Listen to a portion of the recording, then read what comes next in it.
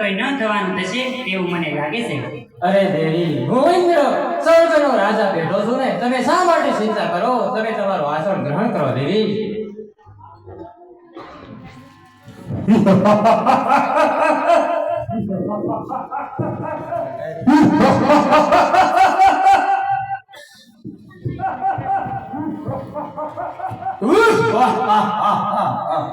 અરે કોણ કેવું છંદ, કોણ કેવું મુંડ.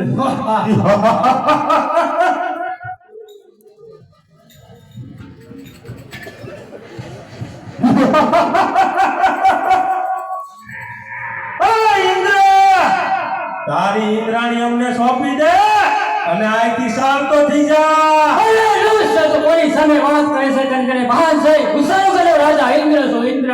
અમે પણ ભગવાન ભોળાનાથના વચનથી અજર અને અમર બની ગયા છીએ. તમને આ પૃથ્વી, આકાશ કે પાતાળમાં કોઈનો ભય નથી. માટે યુદ્ધ કરવા તૈયાર થઈ જા. જય સાધુ જય સજા. યા જા.